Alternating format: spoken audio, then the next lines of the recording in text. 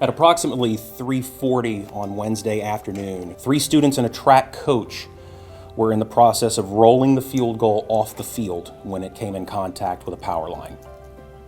We have coaches, athletic trainers, school resource officers, and students who witnessed the accident and responded immediately and more appropriately than anyone could have planned for. We were down in the office kind of going over some injuries with athletes, and we heard a large knock at the door that kind of startled us. we kind of looked at each other at first after the first knock, and then it was more of a more panicked knock at the door. And By luck of the draw, I happened to be the first one out the door, and I saw a kid laying on the ground and the coach leaning over him yelling at him. And when I saw that, I immediately turned and made eye contact with Adam and said AED. Adam ran back through, and I was the closest one at the door, and I reached back and literally caught it with 2 fingers. I was already halfway turned around and headed back because we both saw the athlete just sitting or laying there on the ground, and one of the coaches was sitting beside him or kneeling beside him over him and everything. And so I came back in here and grabbed the AED, and Hannah was on one side and I sat on the other side or knelt down the other side. And They were moving a portable goalpost. They were moving it to make room and get ready for a track meet that was coming up that weekend. We don't know for sure whether or not they touched it or it arced off the wire, that they got close enough that it arced off of it. Those particular set of wires, we found out later on, actually run an entire grid. At first, when we got to him, he was breathing, and so we kept talking to him, working him through his breaths.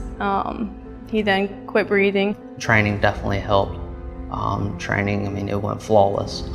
I'm not even sure much was said. Once you make the decision that it's needed and you place the pads on the person, it walks you through it every step, every compression.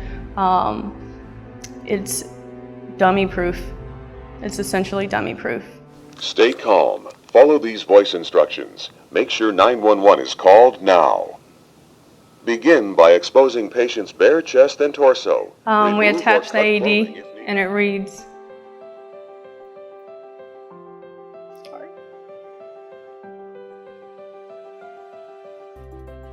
You want to go? No, you're good. When Jack takes his last breath, we check his pulse and don't get a pulse, so we decide to attach the AED. At that point, it tells us that it's analyzing, and it doesn't get a pulse either, so it tells everyone to stand clear, and a shock is administered. Following that, we continue to do CPR with compressions until the EMTs arrived. And as the EMTs were arriving, he was taking his first breaths. We're lucky to have them.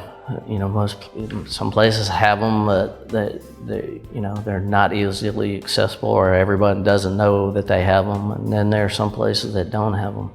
I'm thankful that we're blessed enough here to be able to have as many as we do, and for them to be located at all our sporting events, and us be able to have portable ones also.